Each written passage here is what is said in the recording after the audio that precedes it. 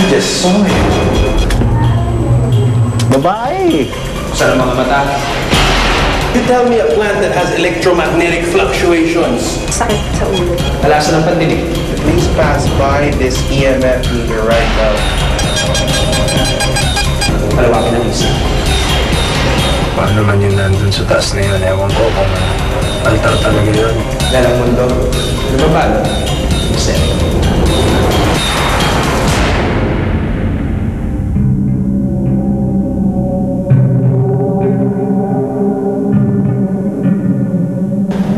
Ito ang gusali na ginawang himpilan ng isang sanga ng gobyerno. Pero bago pa raw lumipat ang departamento dito, matagal nang naging abandonado ang gusali. Kaya maraming nagsasabi na ito raw ay pinamumugaran ng mga di matahimik na kaluluwa. At pagkalipas ng isang taon ng pamamalagi rito, ilang empleyado na raw mismo ang nakasaksi ng mga misteryong nakapaloob sa gusali. Upang mapangalagaan ang tanggapan, ipinakausap ng mga opisyal nito na wag na namin itong pangalanan. Di gaya ng ibang tanggapan ng gobyerno na kadalas ay luma at tila pinagdaanan na ng panahon, maayos naman ang itsura ng opisinang ito. Sa katunayan, kailan lang daw ito inirenovate. Mahigit isang dekada na sa tanggapan si Manuel de Vera, isang records custodian, nang lumipat sila sa bago nilang opisina. Halos 2 taon na ang nakakaraan. Ang pagkakaalam ko, ito is abandon niya ata itong building na to. Hindi na ito ginagamit. Sa maikling panahong pamamalagi ni Manuel sa gusali, isang karanasan daw ang sumindak sa kanya at ngayon pilit niyang kinalilimutan. Masaya kaming nagmimerienda ng aking OJT. Ngayon, napansin ko na dumarating yung janitorial namin dun sa fire exit. Meron siyang kasunod na lalaki. Nakita mo ba yung nakita ko? Oo, sir, nakita ko. Pag lumiko rin yung lalaki, pero sa pader sa tumagos.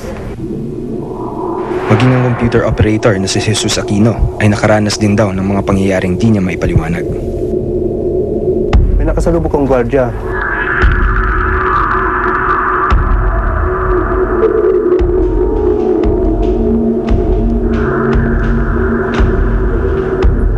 Tapos ngayon, umin ako sa P-floor, kamukha niya rin. Yun ang experience ko, bakit dalawa sila, ganun. Kadalasan nag-overtime din si Jesus at minsang naiwan siyang mag-isa sa opisina.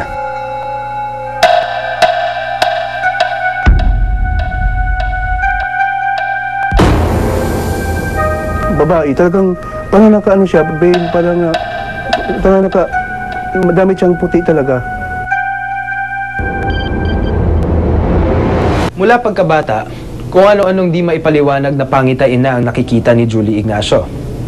Kaya hindi na rin nakakapagtaka na dito mismo sa opisinang pinagtatrabahuan niya, iba't ibang kababalaghan na rin ang kanyang nasaksihan. At upang matukoy kung ano ang mga pangitain at kung saan niya nakita ang mga ito, inilibot niya kami sa building. Yan yung sasabi sa'yo nakahandol sila nung binuksan. Parang minarder.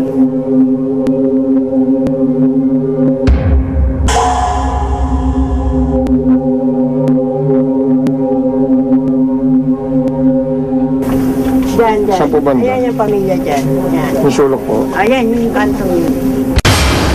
Parang bigla ka na lang kinikilabutan. Saka bigla kong may nakikita na yung mga shadow lang, ganon. May sinasabi ko sa inyo to. Merong akyat baba ang mga tao.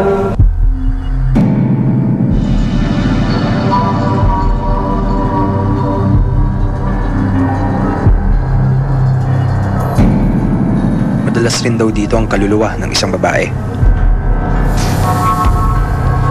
Yes, itabi ito mo eh. Pitong bayos na. Oh, kahit ako bumaba rito eh. Para kung itutulak, gano'n. Paborito din daw ng tambayan ng mga espiritu ang CR. Dito rin, may nakita ko nung bago lang kami, nasa CR. Yung isang babae, nung pagbukas ko ng pinto, yung bang parang sasalbahin siya ng lalaki.